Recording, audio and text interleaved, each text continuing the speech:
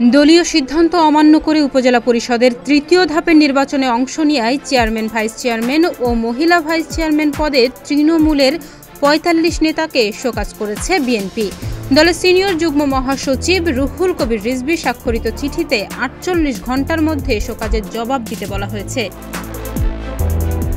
মঙ্গলবার রাতে দেয়া চিঠির বিষয়ে বিএনপি সিনিয়র যুগ্ম মহাসচিব রুহুল কবির রিজভী বলেন, যারা দলীয় সিদ্ধান্ত অমান্য করে নির্বাচনে অংশ নিচ্ছেন তাদেরকে শোকজ দিয়ে চিঠি দেওয়া হয়েছে। কেন তাদেরকে দল থেকে বহিষ্কার করা হবে না তার জবাব দিতে বলা হয়েছে।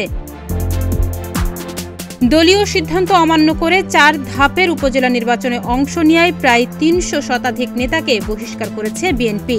তবে বহিষ্কৃত অনেক নেতা নির্বাচনে প্রার্থিতা প্রত্যাহার করে নেওয়ার খবরও পাওয়া গেছে। এ প্রসঙ্গে রুহুল কবির রিজভী বলেন, অনেকে প্রার্থিতা প্রত্যাহার করে নিচ্ছে। এই কারণে এখনো পর্যন্ত কতজনকে বহিষ্কার করা হয়েছে তার সংখ্যা নির্দিষ্ট করে বলা সম্ভব নয়। প্রথম ধাপের উপজেলা পরিষদের নির্বাচনে অংশ নেওয়ার কারণে বিএনপির ৮২ জন নেতাকর্মীকে দল থেকে বহিষ্কার করা হয়। দ্বিতীয় ধাপে ৬৬ জনকে বহিষ্কার করে। আর তৃতীয় ধাপে নির্বাচনের অংশ নেওয়ার কারণে ঠিক কতজনকে দল থেকে বহিষ্কার করা হয়েছে তার সঠিক সংখ্যা পাওয়া যায়নি। গত ৮ মে প্রথম ধাপের নির্বাচনে বহিষ্কৃতদের মধ্যে ৭ জন চেয়ারম্যান এবং ৩ জন ভাইস চেয়ারম্যান নির্বাচিত হয়েছেন বলে জানা গেছে।